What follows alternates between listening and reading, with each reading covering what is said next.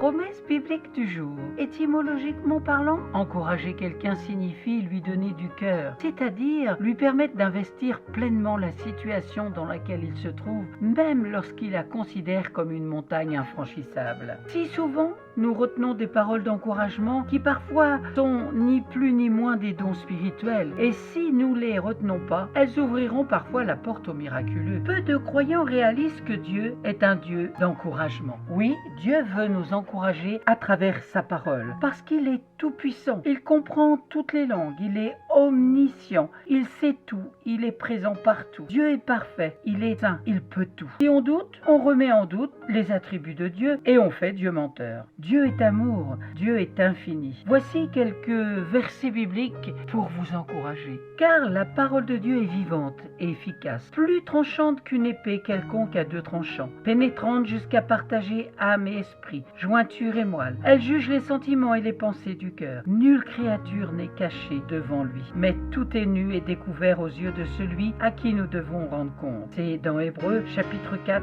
versets 12 et 13. Lisons 1 Thessaloniciens chapitre 5, verset 11.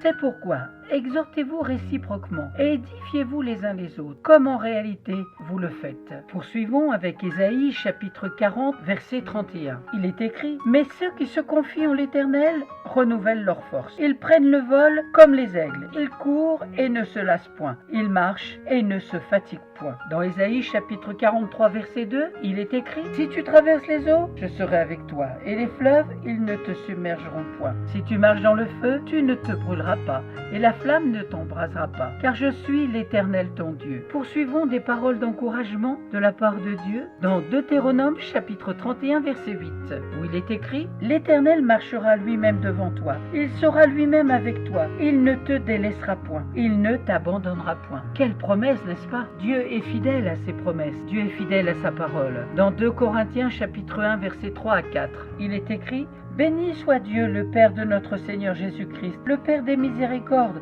et le Dieu de toute consolation, qui nous console dans toutes nos afflictions, afin que, par la consolation dont nous sommes l'objet de la part de Dieu, nous puissions consoler ceux qui se trouvent dans quelques afflictions. Poursuivons avec 1 Corinthiens chapitre 15, verset 58.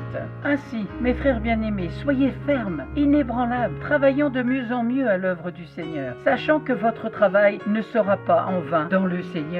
Dans Jean chapitre 14 verset 27, il est écrit: je vous laisse la paix, je vous donne ma paix, je ne vous donne pas comme le monde donne, que votre cœur ne se trouble point et ne s'alarme point. Et nous finirons par le psaume 90 verset 17.